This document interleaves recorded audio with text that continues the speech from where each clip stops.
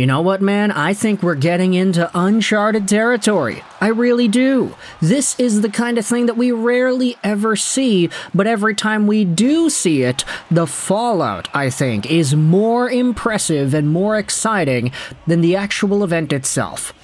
Of course, today we are talking about offer sheets. We are talking about the Oilers getting offer sheeted twice by the St. Louis Blues and how both of the players ended up leaving Edmonton.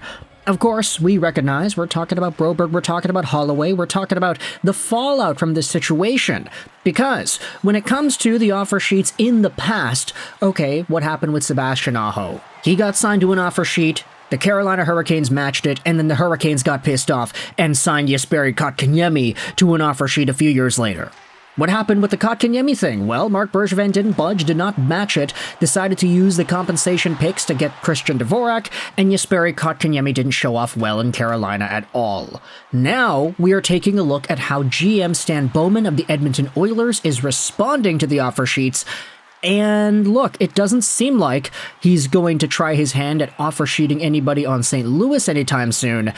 Instead, he had some comments about the guys that ended up leaving the Oilers organization. Let's go over onto this article published by Kyle Cushman on thescore.com from 2 days ago, as the Oilers GM says that Broberg and Holloway offer sheets are way above their actual performance. Oh man, are those fighting words? I think those might be fighting words. I don't know, man. Let's go out there and read the article here. Edmonton Oilers GM Stan Bowman feels the contracts that Broberg and Holloway signed with the Blues far exceed their current ability. The players can probably grow into those deals, but as of today, they're way above their actual performance, Bowman told The Athletic's Pierre LeBrun. The Oilers lost Broberg and Holloway to offer sheets by the St. Louis Blues in August. Broberg inked a 2-year contract with $4.58 million as the AAV, and Holloway signed a 2-year deal at a $2.29 million AAV. The thing is, before we continue on with some of the extra comments here by Bowman, does he mean like, oh, they're gonna grow into those deals as in like the actual contracts themselves? Because Broberg and Holloway have only 2 years to get into that form. Will Philip Broberg become a $4.5 million caliber defenseman over the next 2 years? I mean, I think he's probably capable of getting to that level at some point throughout his career, but within the next 2 years, I don't know. I mean, the thing is, he was good, right? In the Stanley Cup playoffs, especially in the finals, he showed himself off very well. But I don't know, it's a really big progression for Broberg to take a small sample size, admittedly on the best stage he's ever played on in his hockey playing career ever, and transfer that to 82 games worth of $4.5 million caliber play the very next season. Maybe even the season after. I don't know if it's like really realistic to project Broberg into being a $4.5 million caliber guy sometime in the next 2 years, but, you know, he's young enough. I definitely do think that that's attainable for him in the future, longer term. As for Dylan Holloway, I do think that he's got a lot closer of an opportunity to get to a $2-point-something million caliber player than Broberg does to 4.5 at this point, just because you consider the talent profile that Holloway has, what he was supposed to be, the skill, the point production, and then, of course, the responsibility off the puck. Plus the lack of opportunity that he was really given with the Edmonton Oilers, right? I mean, Holloway did have some points towards the end of the playoffs as well, but heading over to St. Louis, a team that's not really expected to be too competitive compared to Edmonton this upcoming season, there's no reason for the Blues to not give Holloway all the opportunities in the world to be a top caliber guy. We had seen even Jesperi Kotkaniemi do the same thing in Carolina. He was given minutes and he was given this role. He didn't really live up to it, but he was still given it, which is kind of, I think, something that the Carolina team felt was necessary of them to do. We'll see if St. Louis ends up doing something similar with Holloway. For Broberg, I'd say it's probably a lot more likely, especially since they lost out on Torrey Krug. There are a bunch of guys that are going to be rotating around on their D-core. Seems like Broberg is going to be one of them now. I do find it interesting, however, how Stan Bowman straight up goes out there into the media. He does this interview with The Athletic and he's like, yeah, I mean, those players are not worth the contracts. Straight up. Maybe they could get there later on, but for right now, those contracts are way above their actual performance. And I think that's reflected in how we had seen the Oilers negotiate with these two guys as well. Holloway was offered like a $1-point-something million deal. Broberg, I think, was in the 2s or something like that. I don't really remember the number off the top of my head, but 4 was definitely not in the conversation when Edmonton was trying to negotiate the contract for Philip Broberg, of all people. Scrolling down into the rest of the article here, it talks about what both of these guys, Broberg and Holloway, were able to do. The way it's being portrayed is also a little bit unfair, that the Oilers were doing some sort of poor faith negotiating, Stan Bowman said.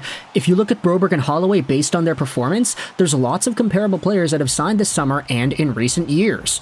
Bowman, who matched an attempted offer sheet to Nicholas Hjalmarsson while with the Chicago Blackhawks in 2010, admitted the mechanism could be utilized more regularly by NHL GMs. It doesn't happen more often, Bowman said. I don't know if that's good or bad. I guess you could make the argument that this should happen more. Now, okay, I'm not going to say foreshadowing, I'm not going to say it's guaranteed, but maybe something could be on the horizon here. At the end of the day, though, Stan Bowman does go out there and acknowledge that the offer sheet is something that is utilized, and maybe he'll try to incorporate something like that into his own repertoire soon. Who really knows? But considering the Oilers, considering their position as an NHL team, and what their entire progression seems to look like, I don't think the Oilers are going to be offer sheeting anybody anytime soon, because mostly an offer sheet, right, in order for it to work, you would have to overpay for a guy, and you'd have to give up some assets to get him onto your team. Unless it's like Connor Bedard or something that's available for an offer sheet, I don't see the Oilers overpaying for anybody, since they've got their own salary cap things to work out right now, with McDavid and Bouchard coming up soon.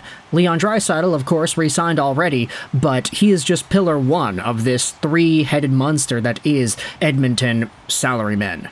Four-headed monster, you could even say, because Darnell Nurse still exists as well. The Oilers do not have any dollars to go out there and waste, to dilly-dally around with, so any sort of an offer sheet in revenge for St. Louis, I don't think that's going to happen. Stan Bowman just does not have the opportunity here to do that.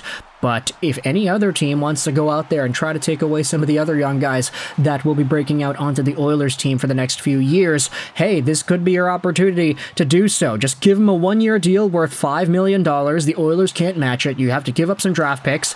And then what? Heck, not even $5 million. Just go 4.5 like Broberg, give up a second-round pick, and that's it. If the Oilers end up losing on a bunch of top-tier caliber prospects for seconds on the dollar, then you could really be in a position to screw over Edmonton here.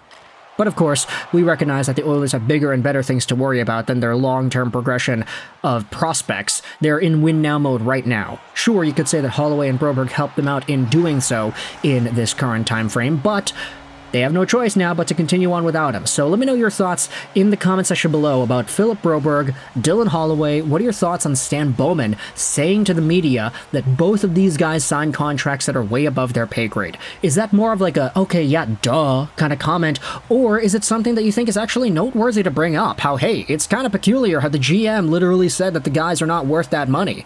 Maybe they could get there later, but for now, he's not holding out hope. So let me know your thoughts in the comment section below. Article will be linked in the description. I'll also leave a link in the description to the Athletic piece that this entire commentary was pulled from, because of course the Score is not the exclusive interview location. It's from the Athletic, but the Athletic is paid for materials, so I'll leave a link in the description to both of the articles. It's all going to be there. Pierre LeBrun made the Athletic piece. I hope you enjoyed this.